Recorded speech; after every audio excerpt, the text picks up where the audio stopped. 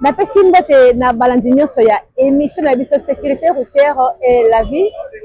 Merci mingi na baza kokoma na bandi boza komona ba page na biso na niveau ya Facebook eza kotamba pe YouTube donc changer ki YouTube na so parce que ça qui manque koso bongo na kosenga na bino bo s'abonner bo liker bo partager émission na biso to za bongo na tribune de Brondi Timba officiel so beti tribune de Brondi officiel wana nde okozwa biso na kati ya page na biso tu na Facebook et TikTok peut tozali tuna tant bokota bokomona mais to ça kolobeza déjà lancé banda donc bongo le te kolobela lancement d'une mission mixte pour fluidifier le trafic dans le monde trafic eza pasi mitu kotambola pasi bamteza ndinga alors batuni baza kokende misala bon retard kotambola comme lokola ngambo na kata ya RD Congo bongo gouverneur à vie pour sa Kinshasa Daniel Bumba yena équipe Mobimba y compris ministre du transport provincial ainsi que la police donc parce que équipe kili ba yokana ki bon parce que na réunion monene ba solola ki koluka lolenge ni koyeba ko bongisa et doit est-ce que ça kotambola te c'est vrai que ça ko finga pe ko chola mingi kasi ko konza ezali bongo facilité nde bongo ba yokana ki ba solola ki sima bo sololi nde le to ça na stade de Martyr ona koyeba kotala lolenge kani lancement yango ekosalema bongo wana bandi boza komona bilile za koleka bato aza ebele la police azali wana bakor oyo ekosala mosala bazali ebele bakonzi baye kilikili bomona Jésus Chek aza deja wana bozomona ye moko Israël Kantu le général aza wana boza komona ba P3 Martial baza bongo bomoni entrée ya gouverneur na biso ya vie province ya Kinshasa bongo akoti tonto banda bomoni ye moko chef de bureau Tati à contrôle technique il y a ça bon la division urbaine bomoni baza kili en tout cas ils allaient prendre la lancement bongo na kati ya lancement ma bongo ça mais ali bongo ebele makasi boko mona biso na baninga na ngai équipe nationale bongo na kati ya stade watefika mazali koleka tolandi. Excellence, Monsieur le gouverneur de la ville de Kinshasa, Excellence, Monsieur le vice-gouverneur, Excellence, Monsieur le ministre, chers collègues, le commissariat provincial de la police ici représenté, Monsieur le directeur général de la régie des fourrières et des contrôles techniques, Madame la commandante spéciale de la brigade spéciale de protection de l'environnement et du bien-être social des Kinois, Messieurs les chefs de division au transport, Mesdames et Messieurs, distingués invités, à vos titres et qualités respectifs. Excellence, Monsieur le gouverneur, il y a exactement 2 mois, votre haute autorité annonçait une vaste campagne relative à la norme dans la ville de Kinshasa et particulièrement dans les secteurs de transport. Ce coup d'envoi, vous l'aviez donné à la place Kitambo Magasin, avec une période de sensibilisation à la norme, voilà, qui débouche aujourd'hui avec votre ferme volonté au lancement de la phase coercitive qui consiste au lancement de cette grande opération, une mission mixte de régulation routière avec les objectifs que vous vous êtes fixés, Excellence. Je prends la parole ici, Excellence, pour introduire votre haute autorité pour communiquer sur non seulement les objectifs, la méthodologie, les documents, les sanctions, mais également transmettre directement vos instructions à ceux-là qui sont censés les faire appliquer pour le bien-être des Kinois. Avec votre permission, Excellence, je vais solliciter humblement à ce que votre autorité puisse prendre la parole et transmettre les instructions de votre autorité à ceux-là qui vont les mettre en œuvre sur le terrain. Merci, Excellence. Papa, puis maman, policier, brigadier, agent et RFSK, dans la division urbaine, Mote na biso nyonso. Lelo, ezali bongo, journée moko, au ville à Kinshasa, faut y tournant mususu. Tournant mususu parce que tout le monde m'a remboté li bongo norme. Ils ont un bon camarade na mokili o évoluaka ceux qui norme la discipline ezate. Ceux qui norme la discipline les observer te moka ekendara liboso te.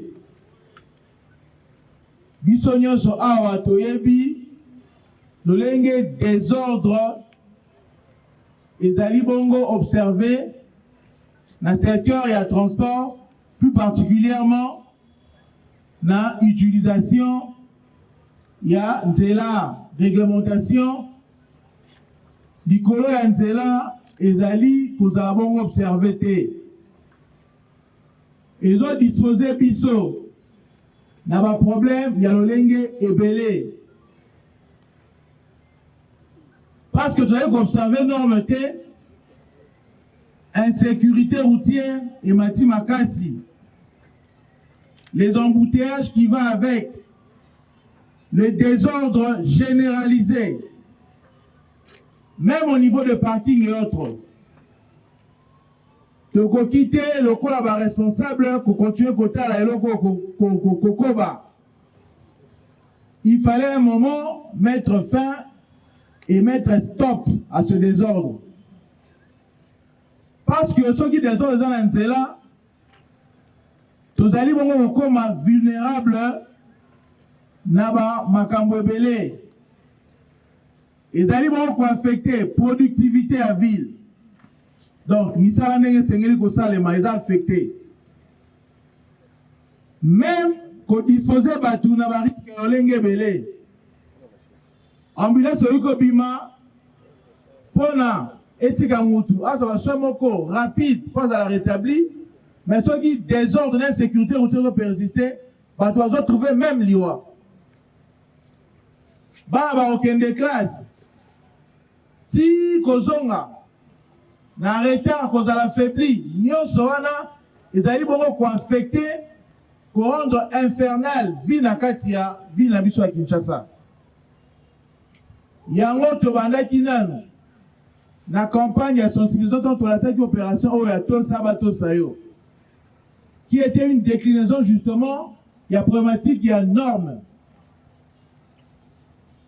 Ceux qui t'observent norme te to sa lo mo malonga te. Nyonso ebandaka na observance ya norme. Norme ezali koto samibeko. Tolobaki twali sima vision mokonza mboka. Mokonza mboka abetaka sete makasi na likambo etali état de droit. État de droit le bikoto samibeko. Soki to samibeko te mboka eko progresser te. Yango l'autre lito cha ordre na secteur oyo. Soki ordre koti to bien te eko impacter pe via bakinois na ba dimension ebele. Étape autokoti et là il faut étape ya black te. Parce que ceux qui va tout citer, Mibeko, il a dit que Mboka va avancer. Alors, campagne Oyo, ou soit mission de Récossa la Oyo. Ils allaient avoir déploiement à brigade mixte. Police, Azaël Liboso, n'a pas service, il y a ville aux alliés qui accompagner. Totangi Bongo, régie. Il y a fourrière, Totangi Bongo. Nabandi Boki Kolanda, Boki le gouverneur, et l'autre, le gouverneur Azali Kobeta, c'était Namai, Batiko Sala, la semaine de Salema, gouverneur a bêti, c'était le même matali discipline. Bon, il y a le biais, na kati ya mboka nyonso esengeli norme ezala, discipline mpe ezala. Na mayeba oti kosala lancement ndenge balance tozali kosenga discipline na ye moko oyo ayebi kaza kokonza, alobi même na ye moko mokonzi ezali kosenga mokonzi ayeba mpe kosala lolenge esengeli mpo ete bato mpe batosama ye moko azali koloba wana. Kasi mokonzi alobeli bongo mayema tali discipline na nzela bambutesi pour eza kosalema nini ezali koempeshe ke makambo atambola malamu na bandi bolanzi ye moko nde azali koloba ete azali na besoin ete banzela efungwama bongo kotambola ezala na pepele. A remarqué que na kati ya nzela il y a beaucoup d'indisciplinés, donc boto ezali te kamata bandeko na biso bawe en tout cas ezali pasi lokola bango bayekoli moto epa bandeko misusu bayebaki te na kokota auto école mpona kozwa bongo bacode de la route ezali kosala pasi mpona conduite ya nzela ezala malamu. Totali mpe basusu oyo bazali ke bayekoli epa bandeko na bango bato ya mituko eza na ba 4 pine 8 pine ezali kosala pasi bayebi kotosa nzela te bongo nzela eza kotambola bongo na bonyama botosi ezali te okomona peser na la police baza kobunda bitumba na kati ya nzela baza koyela bamoto.